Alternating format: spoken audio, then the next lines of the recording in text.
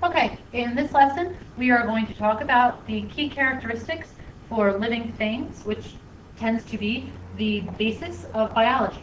So when we look at the word biology, we can really kind of break it down into bio and ology, right? Biology, we're talking about bio, life. And the term ology is a scientific suffix that we use to imply the study of. Right? So in this case, it's the study of life. Right? So the study of life or the study of living things. Ecology would be the study of ecosystems. So ology kind of implies it's the study of something. All right? So how do you know if something is alive? I'm sure that you can look at these pictures and you know whether or not, this one may be a little bit more complex, you know whether or not it's actually alive or not, but how do you know that for sure? What characteristics are you looking at to determine if something is actually alive? All right, we call these things the characteristics of living things or the characteristics of life. So our first characteristic of life, or a living thing, keyword here, an organism. You'll hear that word throughout the whole entire year. I'm going to use that word specifically referring to anything that's living. All right, all living things are organisms. So our first characteristic of organisms is that they're all made of cells. All right, so here we have an animal cell. Over here we have a plant cell. And notice, I specifically indicate one or more. You can have a simple bacteria that's single-celled, or a simple protist, like an amoeba or a paramecium. And those single-celled organisms, right, are still just that. They're organisms. They're still considered living because they're made of one single cell. So being made of a cell is a defining characteristic of a living thing. When we look at that word, cell, the definition of a cell is it is the smallest unit capable of all life functions, right? We sometimes call the basic building block of life. It's what all life is kind of built upon. Characteristic number 2 is that all living things are going to grow and develop. Nothing is going to remain the same. Things are going to grow. They're going to get larger in size. Right? They're going to develop. They're going to change from start of life to end of life.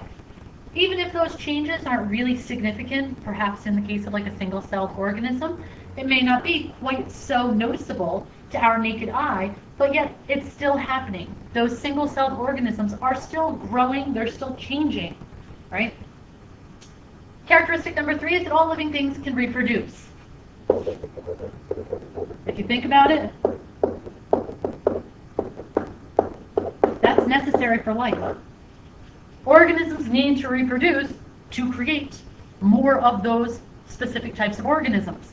Without reproduction, life would cease to exist. Right? So we should know what reproduction is, making more of your own kind, making more of what you are. And heredity is another term that we often use when we're talking about reproduction, talking about passing traits.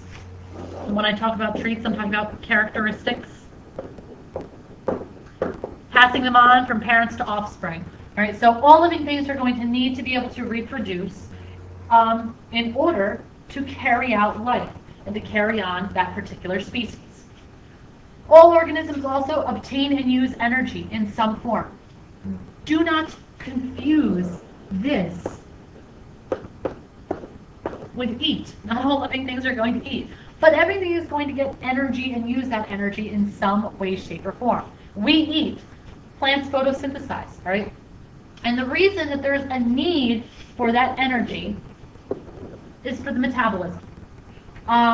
Metabolism is all of the chemical reactions in an organism's body. So when I say all, yes, I'm referring to digestion. Digestion is a chemical reaction that occurs in your body. But I'm also talking about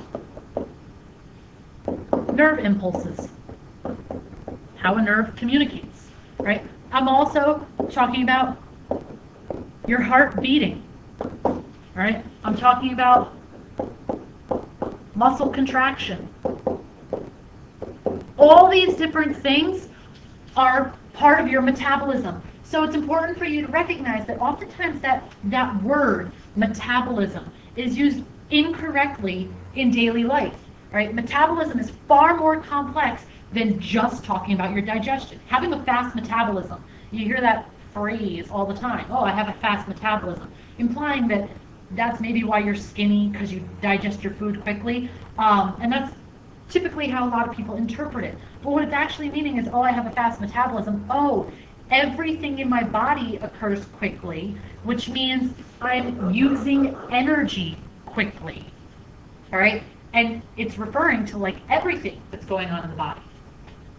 Our fifth characteristic is that all organisms are going to respond to their environment.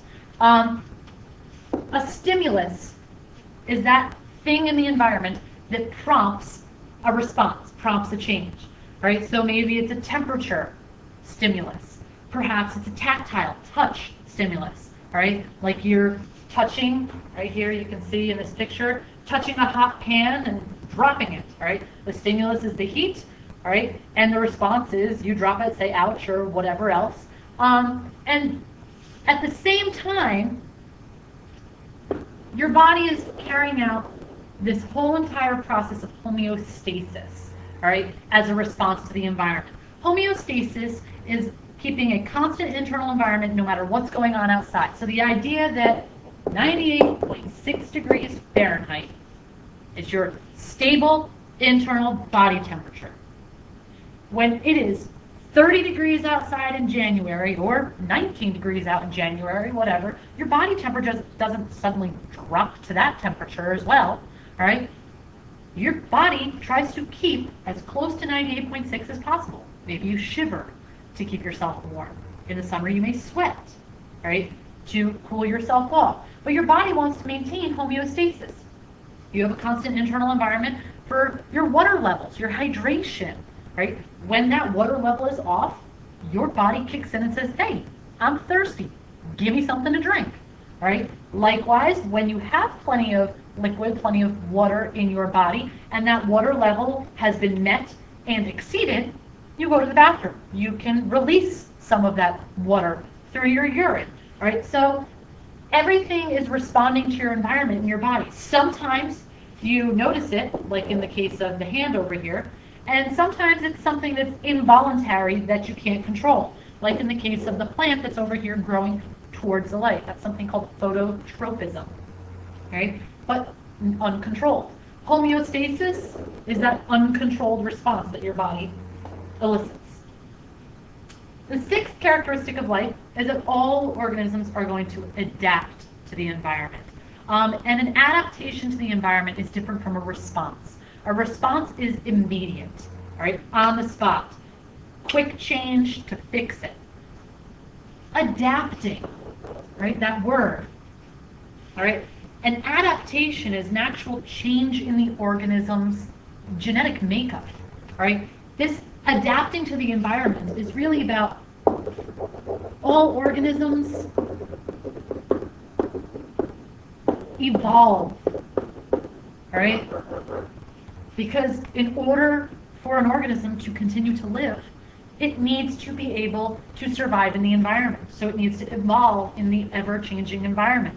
If it can't evolve quick enough, that organism dies. And there you go. It hasn't met that characteristic of life, right? So when I say all organisms adapt to their environment, I'm really talking about drastic changes, all right, in their actual makeup. So that wraps it up for our characteristics of life lesson. If you have any questions, please see me.